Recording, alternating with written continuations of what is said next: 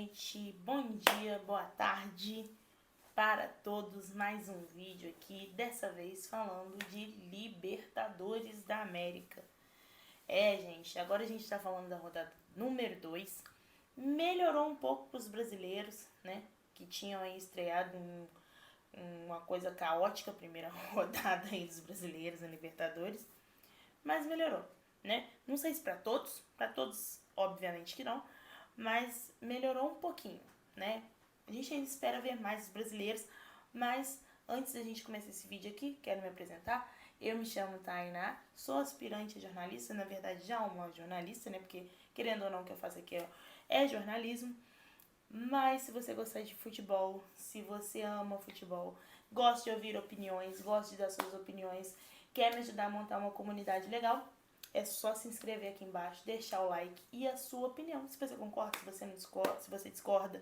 Enfim, tô aqui pra ouvir sua opinião. Eu amo ouvir a opinião das outras pessoas. Faz a gente pensar um pouquinho diferente do que a gente pode estar fazendo, né? Então, é isso. Se inscreva, espero que você goste. E me siga também nas minhas redes sociais aí, que estão todas aqui embaixo. Vamos começar falando do primeiro jogo? Deixa eu já pegar minhas anotações. Hoje eu trouxe as minhas anotações aqui, porque assim, né? Vai ficar um pouquinho grande, mas Libertadores merece. Vou começar com Grêmio e Huachipato. Gente, mantenho o que eu falei no último vídeo. O que está acontecendo com o Grêmio de Renato Gaúcho, de Renato Portaluppi. É uma coisa meio assustadora. Aliás, os dois times, né? Os dois times do Sul tá deixando meio a desejar, assim. Mas foco aqui é no Grêmio. A gente pode fazer depois até um vídeo falando um pouquinho sobre os times que estão na Sul-Americana. E aí a gente consegue falar do Inter. Mas o Grêmio especificamente, ele deixa a desejar demais na zaga. Ele não conseguiu substituir sua zaga ainda. Então, continua mantendo Kahneman, enfim. É uma coisa que você assistindo o jogo, você consegue perceber que o Grêmio ele tem muito problema com a zaga, porque a zaga é muito fácil entrar perto da área do Grêmio. E não só a zaga, o meio-campo, enfim, parece tudo um pouco desconexo, assim. A gente tinha até falado do primeiro jogo, da primeira rodada, que tinha ido com muitos meninos, mas que não podia tomar um gol daquele jeito. E no jogo, o Grêmio, ele dá muita liberdade pro time, né? Do Huachipato. E aí os jogadores conseguem entrar e é um time muito abaixo do que teoricamente é o Grêmio. E eu acho que o Grêmio sente muita falta do Luis Soares. Busca o Diego Costa no Botafogo, mas não chega aos pés, né? O Diego Costa ainda não é aquele cara que é igual o Luis Soares, que fez a diferença pro Grêmio ano passado. Acho que o Grêmio sente muito. Então, lá na frente, o Grêmio tem o Diego Costa com o Soteldo, que o Soteldo até tenta também, mas não consegue trazer esse resultado esperado, né? Eu acho, assim, minha análise. Eu não sei o que vocês pensam. E o Grêmio se complica muito na Libertadores. Perdeu o primeiro jogo, foi uma aposta. E aí o Renato, com toda a sua delicadeza e todo o seu amor, né, fala aí sobre isso. Fala que, o que vocês queriam? Que eu colocasse reserva para disputar a final de um estadual. Ele deu prioridade pro estadual, venceu o estadual. Mas e agora na Libertadores ele também não deu uma resposta nesse primeiro jogo. De repente é o preço que se paga, e eu acho que é o preço que se paga, porque quando a gente vai falar de Flamengo eu também vou falar sobre isso, é o preço que se paga por jogar com os titulares ali. Naquele momento, não ter matado no primeiro jogo, a final, né? O primeiro jogo da final do Gauchão ficou 0-0, e aí ele se viu obrigado para ganhar, colocar os seus melhores jogadores em campo. Então isso atrapalha um pouco, o Grêmio se complica, 0 pontos, menos 4 de saldo de gol. Os outros times, se não me engano, 4-4-3. O primeiro com 4 pontos, o segundo com 4 pontos e o terceiro com 3 pontos. Vamos ver o que espera o Grêmio. Acho que cai na mesma coisa de quando eu falo do Botafogo. Precisa ir pelo menos ganhar 3 e empatar 1, se quiser ter chance de se classificar. Ou vai jogar tudo para a terceira vaga e para o terceiro colocado ali e tentar aí a vaga da Libertadores como nos playoffs, né? Vamos ver o que vai ser. Espero alguma coisa do Grêmio. Acho que o Grêmio tem coisas a mais para apresentar. Renato é muito bom, mas tá pecando muito. O outro jogo que a gente vai falar é sobre Fluminense e Colo-Colo, que também foi na terça-feira. Acho que o Fluminense começa a dar uma desencantada, mas não do jeito que os torcedores esperam. Ainda joga feio, mas o importante é que ganhou, né? Nem sempre o time vai encantar, nem sempre o time vai dar show, mas ganhou, ponto. Fez os seus 3 pontinhos ali, que era o que interessava. O Fluminense soma 4 pontos aí já na segunda rodada, né? Empatou o primeiro jogo fora, ganhou o jogo em casa, fez sua parte, que é ganhar os jogos em casa na Libertadores, principalmente nessa fase de grupos, que é um tiro curto. Eu gosto de falar que é um tiro curto porque são só 6 jogos. Então, assim, é um mini... É um tiro rápido dentro de como se a gente fizesse um recorte ali de um Brasileirão, pontos corridos muito rápido e que você não tem chance. Você perdeu um jogo, você já se complica. Você perdeu 2 jogos, você se complica muito mais. Agora, se você empatar um e ganhar outro, você se dá bem. É um bom resultado e isso aconteceu com o Fluminense.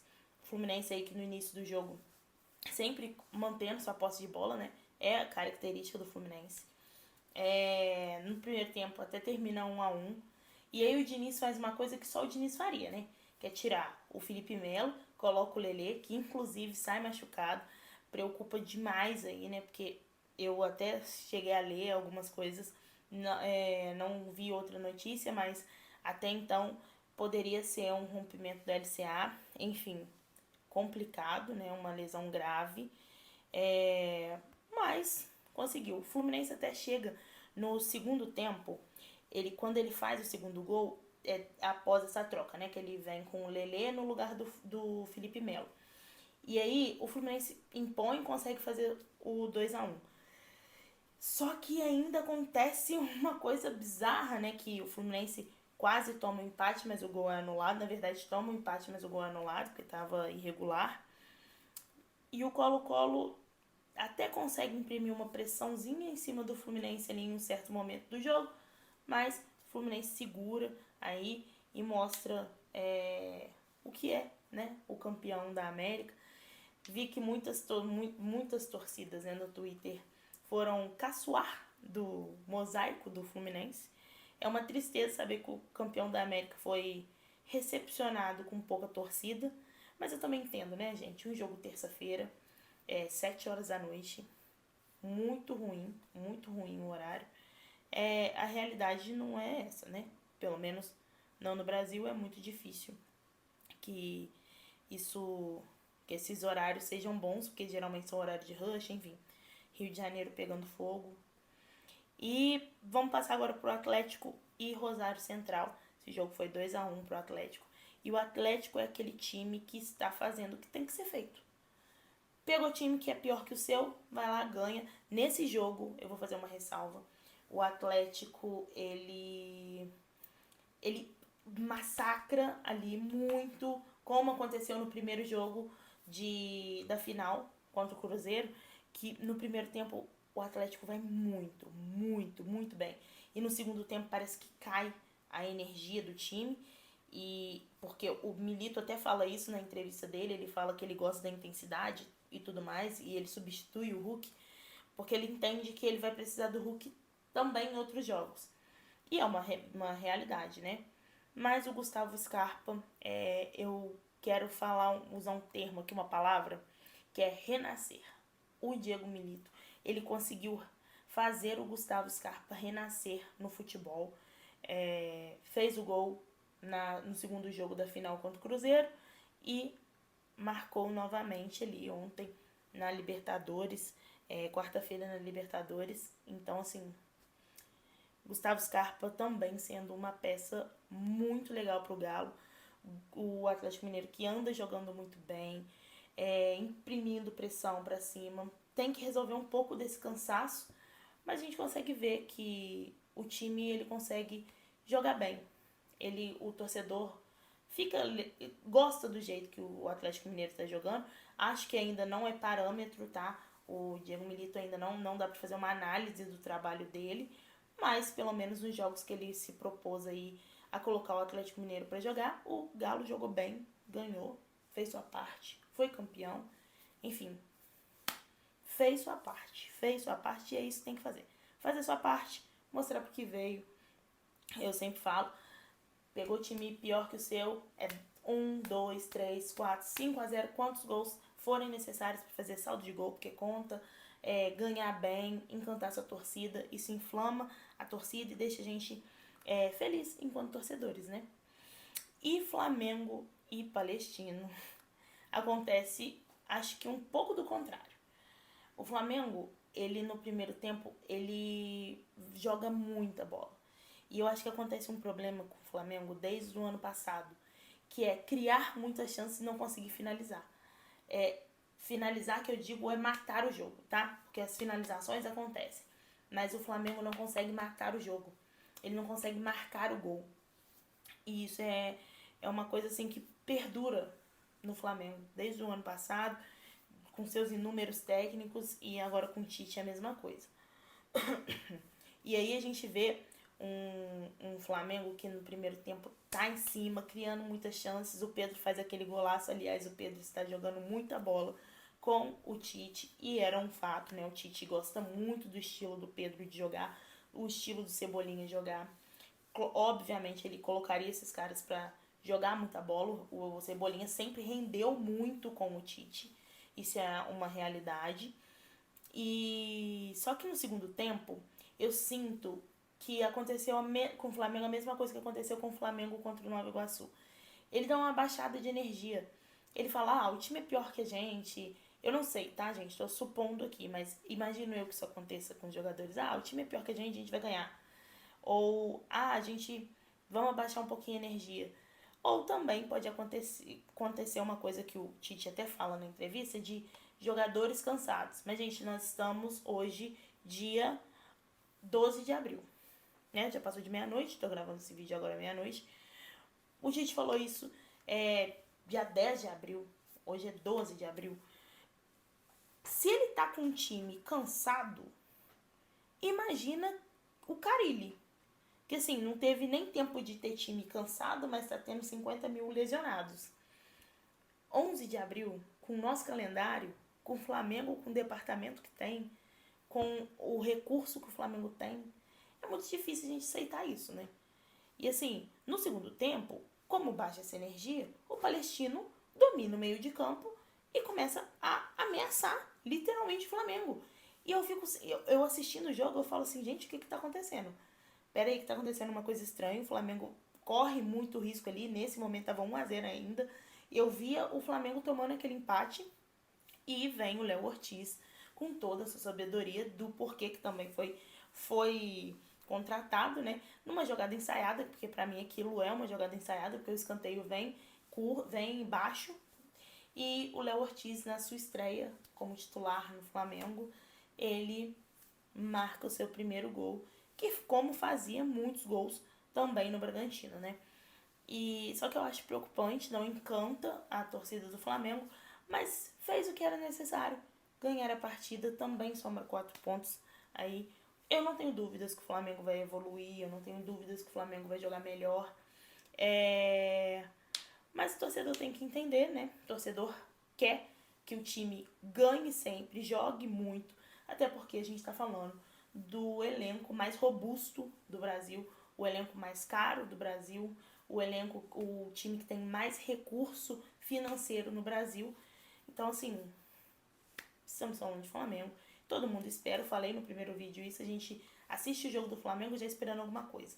Então, né, a gente assiste o jogo do Flamengo esperando alguma coisa. Não que o Flamengo vai tomar um sufoco ali em algum certo tempo de um time chamado Palestino, que é muito inferior a ele. O que, na minha visão, não deveria acontecer, né? O Flamengo não deveria tomar esse sufoco. Tomou, mas conseguiu, foi salvo aí pelo Léo Ortiz, um herói, foi o herói aí da noite. E aí depois Até chega um momento que o Flamengo perde algumas oportunidades. O Pedro tem uma oportunidade de dar uma bola pro Cebolinha ou pro Bruno Henrique, mas acaba que nenhum dos dois grita pra ele, porque ele recebe a bola na frente sozinho, então ele não consegue ver e chuta pra gol. Teria chance de ampliar ali, né? Mais ainda o placar para 3-1. Mas o jeito que o Flamengo jogou o segundo tempo e abaixou a energia, abaixou a concentração, que é o preocupante. Mas eu acho que o Flamengo tem muito a evoluir ainda, um grande time. Apesar das falas do Tite de não conseguimos brigar por tudo, é humanamente impossível. Mas eu acho que o Flamengo tem muito time para disputar por muitas coisas. Pode não ganhar, mas disputar, eu acho que o Flamengo tem time para disputar tudo. E aí a gente fecha com São Paulo e Cobressal, que aí, cara, é um time que tá jogando muito mal. O São Paulo tá jogando muito mal. Assim, é um time que não consegue encantar, é um time que tá sofrendo muito com o departamento médico. Eu até falei também no primeiro vídeo sobre isso, que ele sofreria muito, muito, muito, muito por conta das suas perdas. A gente vê que o time não tá conseguindo evoluir, o time não tá conseguindo jogar bola, se encontrar. O James Rodrigues, ele até tenta e tudo mais, mas, enfim, acho que o São Paulo tá sofrendo com os seus desfalques. Isso seria o mais correto a dizer, sabe? Eu acho que ele tá sofrendo muito a perda dos seus destaques, dos seus jogadores que fazem falta, jogadores jogando no sacrifício, como o Caleri, então, sim, jogando todo enfaixado, todo amarrado, e aí você vai vendo, e o que me espanta uma coisa do São Paulo, é que o São Paulo já foi o melhor departamento médico do Brasil. O que aconteceu com eles? Eu tô me perguntando isso, porque são muitas lesões em curto período de tempo, não tem todos os seus jogadores para jogar com força máxima. E aí, o que está acontecendo com São Paulo? É uma pergunta que a gente faz, né? Mas, querendo ou não, São Paulo aí também acumula 3 pontos, conseguiu vencer 2-0. Não convenceu sua torcida, mas eu espero que se classifique, principalmente tendo ganhado esse jogo em casa. Se fizer o dever de casa ali, conseguir empatar um joguinho fora, já tá muito bem, pelo menos arranca um segundo lugar aí muito bom pro São Paulo. Apesar de não jogar bem, o importante é ganhar, e ganhou, e é isso que importa. Botafogo e LDU, acho que é um time que se complicou muito, mas eu não acho especificamente nesse jogo. Eu acho que o Botafogo se complicou no jogo dentro de casa que não poderia perder. E esse é o maior problema de começar a Libertadores dentro de casa. Eu acho que assim, o Botafogo tinha o maior problema e a maior solução, tá? O Botafogo tinha a faca e o queijo na mão para se classificar, um ótimo elenco, o Botafogo tem time para isso, mas não conseguiu fazer. Toma uma goleada em casa. Esse jogo que era na altitude, que teoricamente seria um ponto perdido, né? Tentaria arrancar no máximo um empate se tivesse ganhado em casa. Se tivesse ganhado em casa o primeiro jogo, tentaria um empate nesse, mas nesse já vai com a obrigação de ganhar e não consegue fazer. Fica numa situação muito ruim. Acho que nesse jogo o Botafogo errou muitos passes. Ai, mas é por conta da altitude, o peso da bola. Você falou isso também no primeiro vídeo. Sim, em relação ao Grêmio, né? O peso da bola é diferente, mas a gente tá falando de jogadores profissionais. E eles precisam ali. Eu até fiz um tweet com 16 minutos de jogo falando sobre isso. Depois eu comentei com a minha família falando sobre isso também. Falando, cara, não é possível que os jogadores do Botafogo não conseguem sentir o peso da bola. Passes errados, assim, só no primeiro tempo, eu fui ver a estatística, o Botafogo tinha errado 28 passes, até 40 e poucos minutos do primeiro tempo. Então, assim, é muito passe errado, muito enfiada de bola errada. Não acho que o Arthur Jorge errou, porque eu acho que ele foi pro tudo ou nada mesmo. Acho que ele erra em uma coisa, quando ele não joga tão compacto, e para jogar na altitude precisa estar compacto. Tanto que no segundo tempo, quando ele volta com o Tietê, ele volta com um time mais compacto e o Botafogo tem até chances de empatar o jogo. Teve as chances criadas, mas não conseguiu fazer o gol. Enfim, se coloca numa situação muito difícil. Joga os próximos 2 jogos em casa e precisa ganhar aí pelo menos 3 e empatar 1, se quiser manter o sonho vivo aí da Libertadores, classificando em segundo, pelo menos, né? Mas enfim, vamos ver. Tem muita coisa pela frente. Acho que o Botafogo tem time pra isso, tem time, tem um bom treinador, porque ele mostrou hoje que é um bom treinador, ele entendeu o jogo no segundo tempo, ele entendeu que não dava pra continuar daquele jeito e já fez as mudanças necessárias. Então, eu não me preocupa, mas ele tem 13 dias só pra trabalhar. Também não dá pra cobrar muito de um treinador, né, que chegou sexta-feira e que já atuou hoje, então ele teve uma semana pra montar o seu time. Enfim, vamos ver. Eu acho que ainda dá pro Botafogo e também pro Grêmio. Vão sofrer um pouco mais que os outros times, mas eu acho que ainda dá. Palmeiras e Liverpool. Não é o Liverpool. Aliás, o Liverpool hoje sofreu um vexame, né? Com a Atlanta. Mas, enfim, não é sobre isso. Vamos falar aqui sobre Palmeiras e Liverpool. E o Palmeiras, ele, além de dar uma aula sobre manter o seu elenco, sobre manter o seu treinador, sobre valorizar os jogadores que estão ali, valorizar as joias de sua base, ele mostra o porquê do investimento na base. O Palmeiras hoje teve um menino de 16 anos, que é o terceiro garoto mais novo a marcar aí pelo Palmeiras. O primeiro é o Hendrick, o segundo eu não me recordo, mas eu sei que o terceiro é o Estevão. E ele hoje marca com 16 anos, marca o seu gol na Libertadores, estreando como titular. E vendo o jogo, a gente fala assim, caraca, ele, no primeiro tempo até que não muito, mas no segundo tempo foi explícito que ele ia cair, que o Abel conseguiu corrigir o time, que ia dar bom, que ia dar certo, que eles iam conseguir, enfim, assim, uma coisa que dava pra ver. E o menino faz o gol, gente, e mostra pra galera assim, estamos com uma joia nova. O Hendrick tá indo embora e eles estão revelando. Então vai jogar Estevão, o Dudu tá voltando. Caraca, e 3 assistências. 3 assistências do Veiga. Uma coisa, vou até confirmar se é do Veiga mesmo, só um minuto, mas eu acho que é assim. 3 assistências aí, absurdas. O Palmeiras jogando muita bola. Só um minuto, vamos ver. Sei mesmo, é o Veiga. O Veiga, ele dá 3 assistências. E é isso, gente. Palmeiras muito bem. Também aí. Mostrou que foi campeão domingo. Conseguiu e mostra os times que são bons. E me faz refletir sobre uma coisa pra gente encerrar esse vídeo. É aquela coisa que eu falei semana passada. Apesar de parecer repetitivo, precisamos falar. Que os times, quanto mais Libertadores disputam, mais cascudos ficam. Mais inteligentes para disputar a competição fica. E você precisa ter esse feeling na Libertadores, que é o que falta pro Botafogo, acho que tá faltando pro São Paulo. Mas ainda sinto que Botafogo e Grêmio, por exemplo, que são os mais complicados, ainda se classificam. Tem muita chance, tem time pra isso, tem que organizar, tem que sentar, organizar, tem 13 dias pra fazer isso. Ai, mas tem a estreia do Brasileirão. Sim, o Brasileirão começa domingo, e aí começa a rodada quarta, domingo. No meio disso tudo ainda tem uma Copa do Brasil.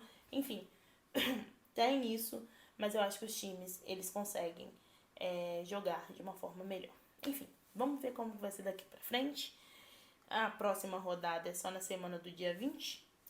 Então a gente só se vê lá. Falando de Libertadores, a gente só se vê lá. Mas ainda essa semana, amanhã, já sai aí o vídeo da tier list, minha tier list que eu fiz aqui do Brasileirão.